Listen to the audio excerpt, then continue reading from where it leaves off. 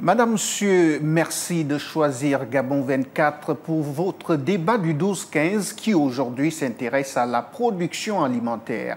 Si les résultats des enquêtes conduites sur les habitudes alimentaires des Gabonais permettent de se faire une meilleure idée sur les aliments les plus consommés au Gabon, il reste toutefois judicieux de s'interroger sur la capacité de la production locale à répondre efficacement à la demande du marché. Pour en débattre, je reçois sur ce plateau Dr Lionel Mukumbi, chercheur sélectionneur senior des plantes, et face à elle, M. Félicien Evung, analyste politique. Bienvenue à vous sur le plateau de Gabon 24. Alors commençons directement avec vous, Dr Mukumbi. Lorsqu'on évoque la question de la production alimentaire locale, quelle est la situation? Quel est l'état des lieux? Quelle est même l'opinion que vous pouvez vous faire sur la situation? Déjà, je commencerai par vous remercier pour cette invitation pour venir débattre des questions qui me passionnent. C'est nous qui sommes honorés. Donc, la question de la production alimentaire, il faut la voir en termes de développement des filières qui sont mises en place et les chaînes de valeur des différentes cultures que nous avons. Et lorsqu'on parle de filières ou de chaînes de valeur des cultures, ça renvoie tout de suite à un mécanisme d'avoir des outils réglementaires, le cadre institutionnel d'abord, les outils réglementaires et surtout tout ce qu'il y a comme, comment je pourrais dire, comme travail de recherche pour accompagner justement le développement de cette production agricole. Voilà ce que je peux dire à l'avance. Gardez la parole. Est-ce que la situation de la production agricole aujourd'hui est celle qu'on peut qualifier de satisfaisante pour vous? Non. Il y a beaucoup de problèmes qu'il faut vraiment redéfinir, dans ce sens qu'il faut que l'on apprenne à travailler en synergie d'abord.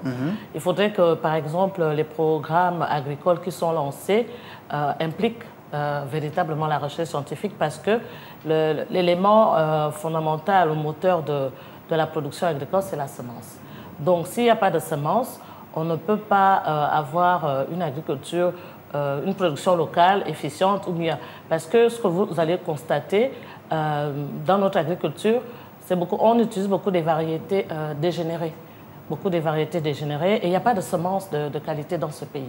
Simplement parce que, au niveau du cadre institutionnel, comme je le disais tantôt, on a eu la loi 14-2021 en 2021 justement, mais après il fallait mettre en place les outils réglementaires.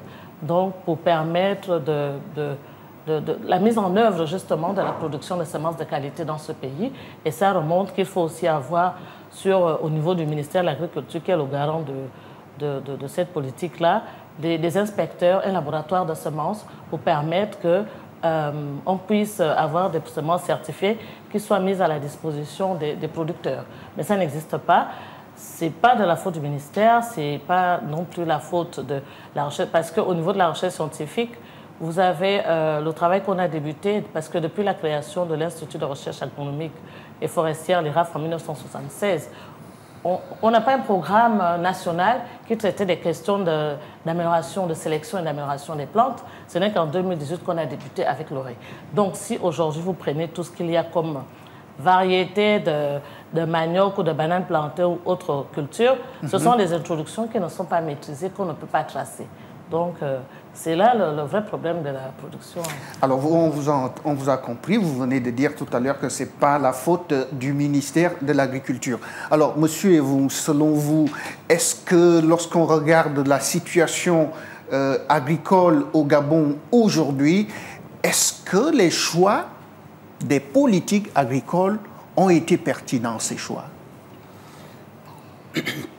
Merci de me donner l'occasion de pouvoir intervenir sur une question essentielle, parce que en tout temps et en tout lieu, les Gabonais, dans leur ensemble, chacun mange à midi, le soir, chez soi. Et donc ça signifie que la question alimentaire occupe une place dans la vie quotidienne des Gabonais. Maintenant, ce que moi je peux relever en tant que citoyen d'abord, c'est qu'il y a une faiblesse, il y a un retard qu'il y a. Ça veut dire que comment comprendre qu'au sortir des indépendances nous avions déjà un certain nombre. Il y avait une forme d'autosuffisance alimentaire et que 60 ans plus tard, le déficit, le retard est devenu tellement criard qu'on dépend de la sous-région, notamment du Cameroun. Donc à partir de ces effets, ces deux faits, on peut voir clairement que les politiques publiques n'ont pas été à la hauteur de pouvoir lancer, parce que avant de lancer, nos parents qui étaient que ce soit des bons agriculteurs, nos grands-parents, qui étaient aussi des pêcheurs, qui étaient aussi des éleveurs, mais le problème c'est que l'État, depuis après les années 60, ne s'est pas vraiment impliqué.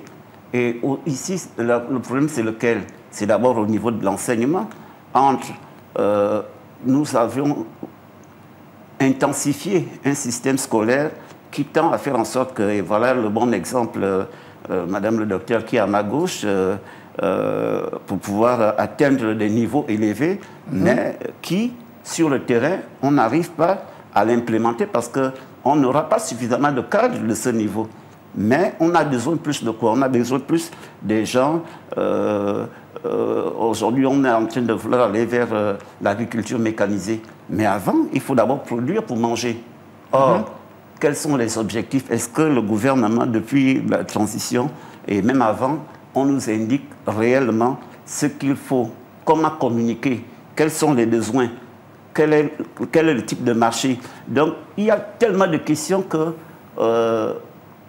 on ne sait pas par où commencer. Mais pour commencer, moi, je pense qu'il faut former la formation. Il faut déjà faire en sorte que pour avoir une petite classe moyenne, et ça existe dans tous les autres pays africains, il y a des zones où on sait que dans telle zone comme à Makouké, là-bas, on sait que, bon, en dehors de la culture du palmier, il y a la bananeraie qui suit. Donc, il y a des zones comme ça dans d'autres pays. Donc, il faut qu'aussi au Gabon, on sache que on avait fait le projet Graines. Il est où? Quels sont les résultats? Donc, aujourd'hui, les gouvernants doivent nous dire quels sont les objectifs. Parce que sans objectif précis, il est difficile de pouvoir réellement communiquer, de pouvoir faire que les gens adhèrent aux différents projets. Parce que si les objectifs ne sont pas clairs, les objectifs, moi j'attends par objectif, il faut déjà que les jeunes Gabonais, depuis la classe de 6e, 5e, 4e, puissent faire quelque chose. Mais il faut que la formation initiale soit opérante. Et il faut aussi qu'il y ait la formation continue. Or, on ne peut pas avoir que des cadres du niveau de Madame le docteur. Non, on peut avoir quelques-uns, et même là, c'est difficile pour en trouver. Et avec ça, vous voulez avoir quel type d'agriculture? Justement, si les citoyens sont en nombre suffisant formés. La situation est celle-ci. Lorsqu'on va au ministère de l'Agriculture, on trouve beaucoup de cadres. Il y a beaucoup d'ingénieurs agronomes.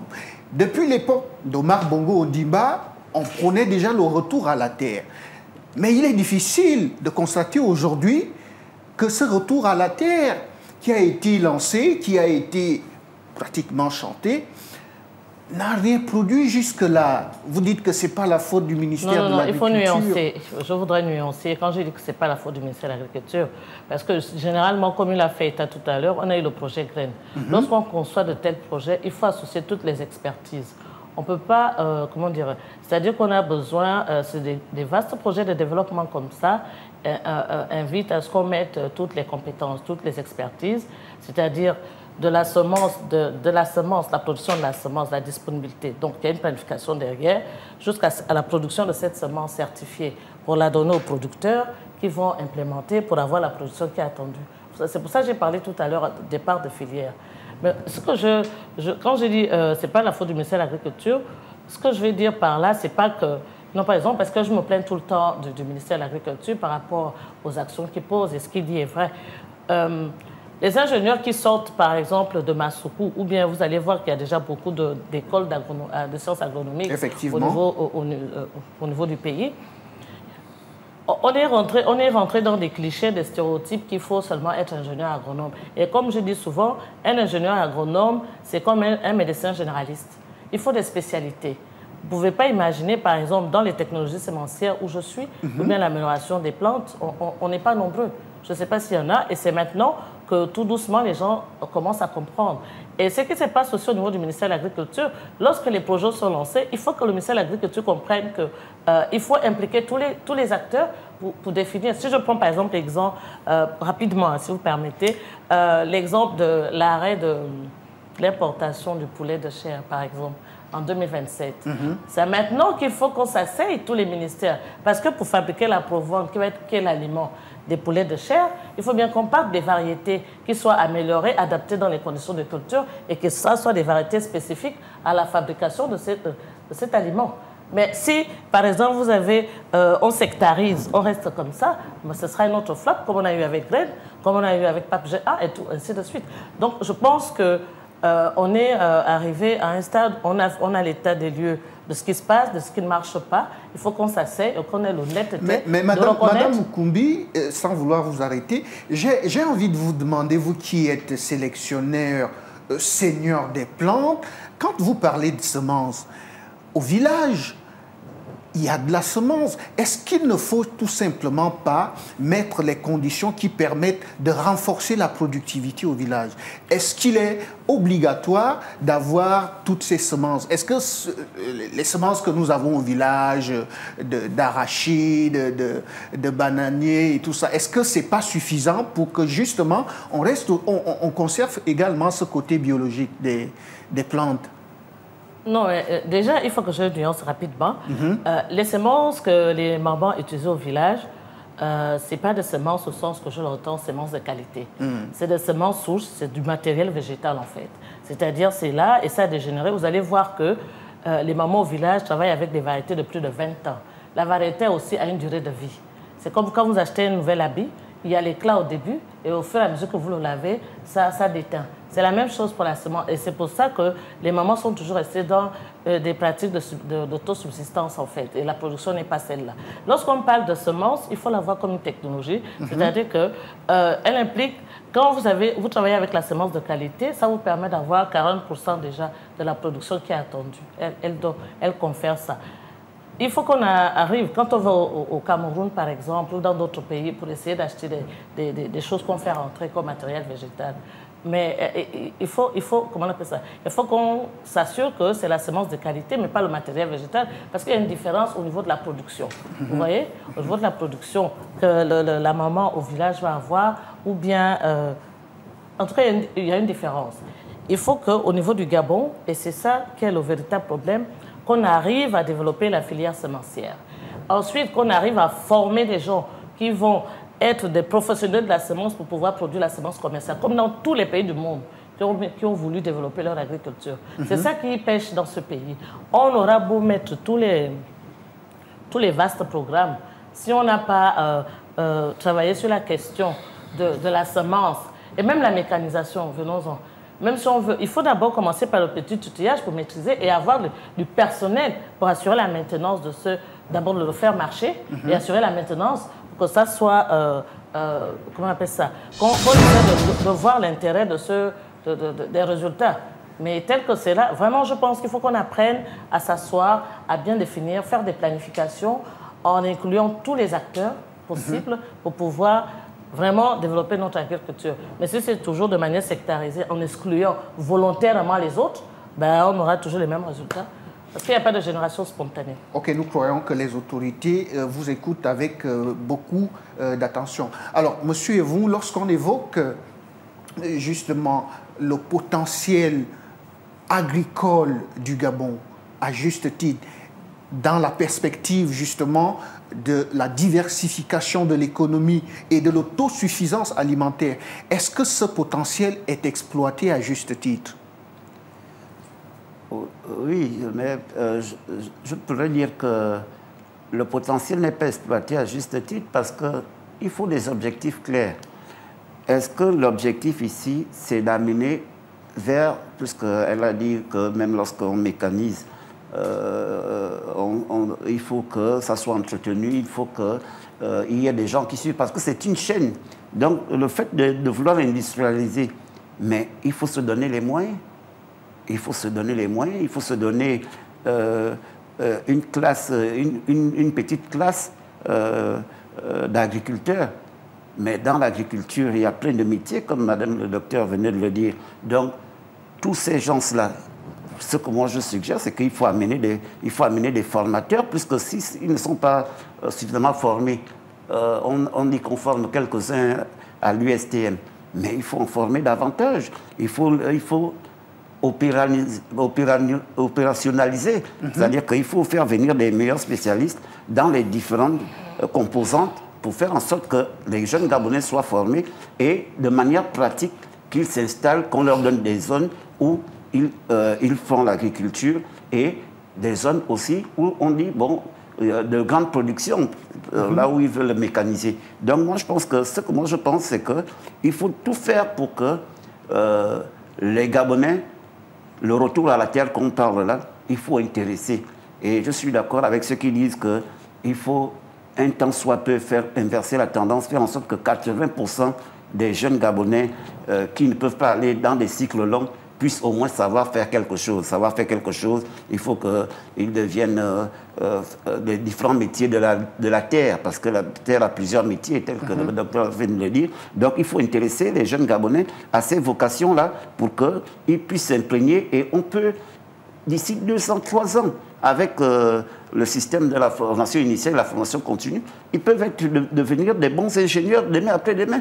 Donc moi je pense que tout est évolutif. Moi je pense qu'il faut de la volonté et il faut faire en sorte qu'on peut réellement faire venir l'expertise extérieure avec les locaux ici et faire en sorte que ça puisse marcher. Parce que moi je pense que ça peut marcher. Parce qu'on a un relief, on a des cours d'eau, on a tout ce qu'il faut pour que l'agriculture marche.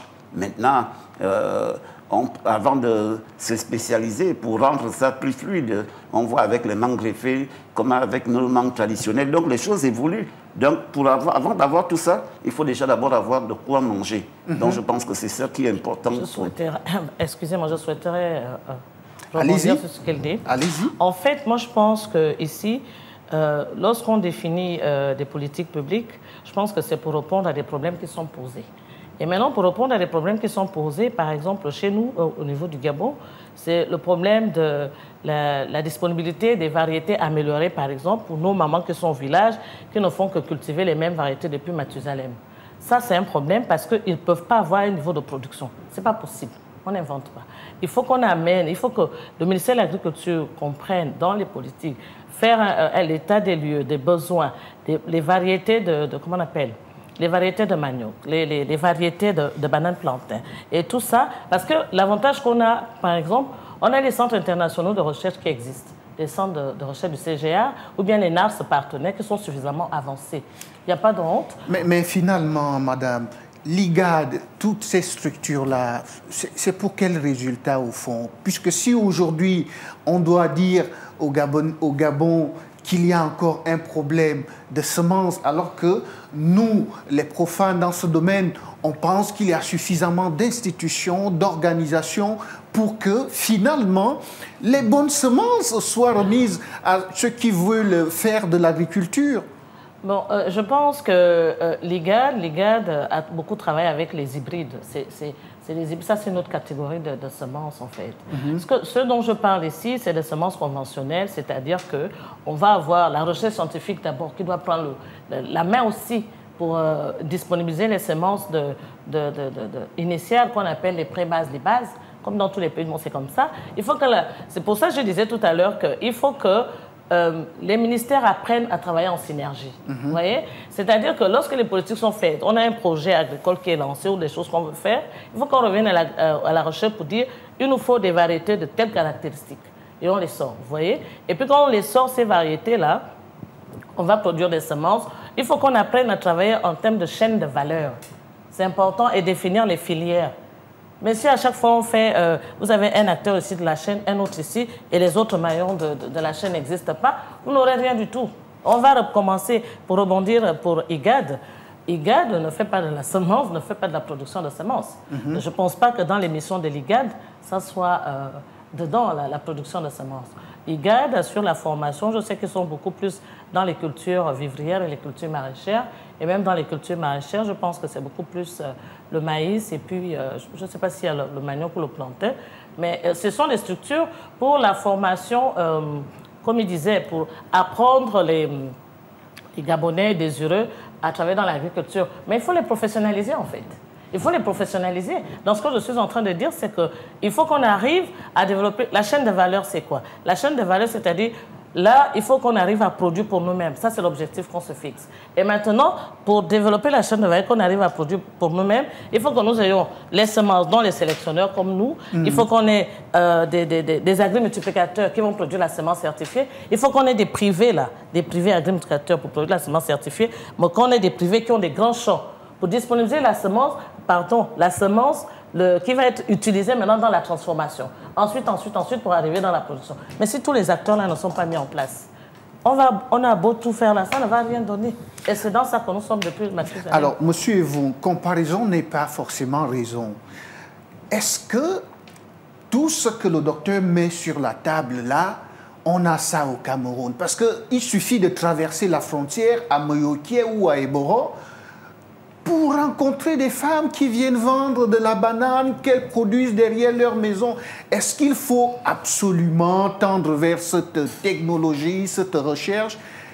On a vu aussi le ministère des Eaux et Forêts, le ministère de l'Environnement, le ministère de l'Agriculture se mettre ensemble pour définir des zones à forte productivité agricole.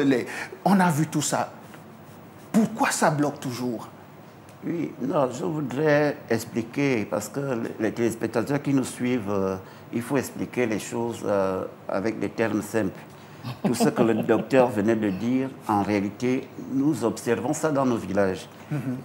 Moi, j'observais un peu mes grands-mères, lorsqu'ils ont beaucoup exploité, ce qu'elle explique, lorsqu'ils ont beaucoup exploité une zone, et il arrive qu'une année, la production est tellement faible qu'ils se disent « Ah, on ne va plus jamais exploiter là-bas, on va laisser la terre se reposer. Donc, ils avaient leur propre technique de constat. Et même la sélection de semences. Oui, voilà. oui. Et donc, ils constataient et ils allaient maintenant vers une terre qui n'est pas encore travaillée.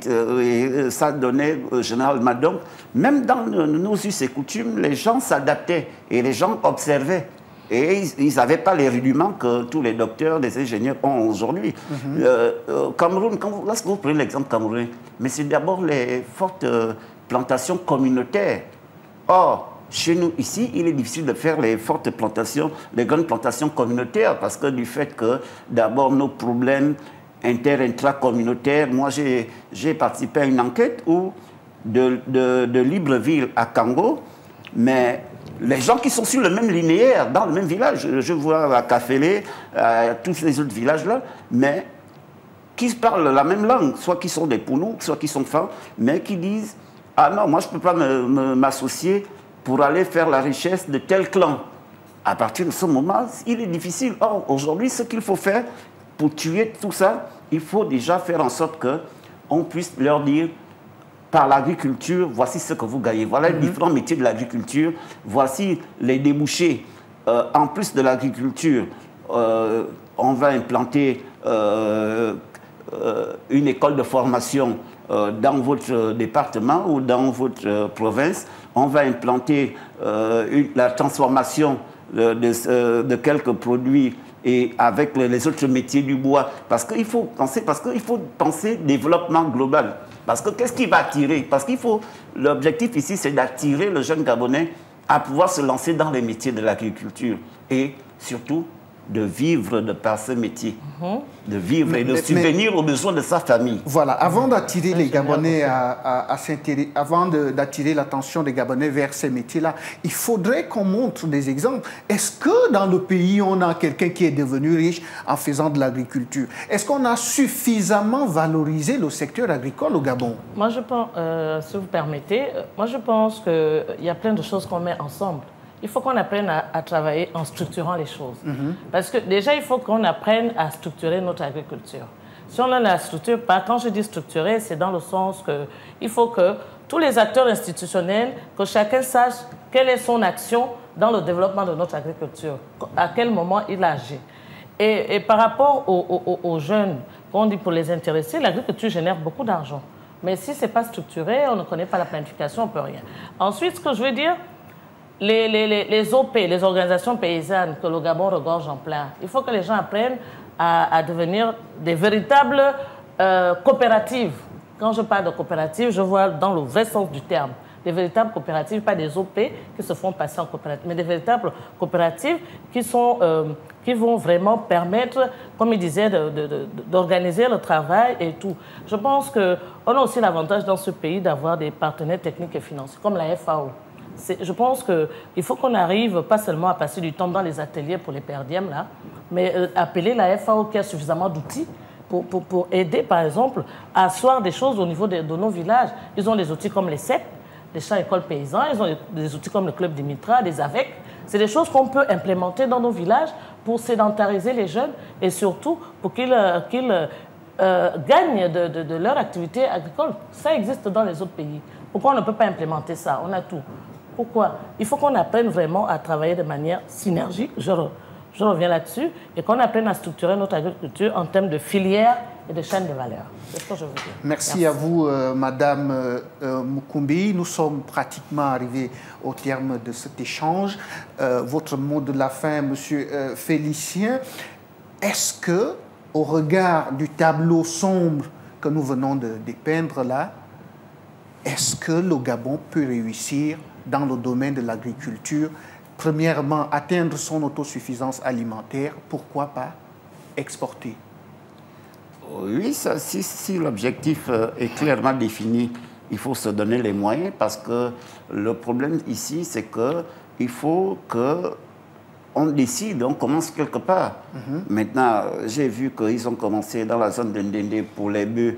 Maintenant, il va falloir regarder quelle est la province typiquement agricole où nous pouvons lancer un grand chantier pour faire en sorte que tous les métiers de l'agriculture, avec tout ce que ça, tout un village, toute une base vie qui va se former dans ces zones-là et que les Gabonais qui seront là-bas vont être d'abord financièrement indépendants, vont pouvoir vivre de leurs ressources, vont pouvoir faire en sorte que leurs enfants y apprennent, ils se marient, ils ont une bonne communauté. Donc, en réalité, in fine, on aura une classe moyenne d'agriculteurs, une classe moyenne de Gabonais qui vivent essentiellement de par la filière agriculture. Et à partir de ce moment-là, voilà, on peut dire, oui, le Gabon possède désormais, à tous les niveaux de l'agriculture,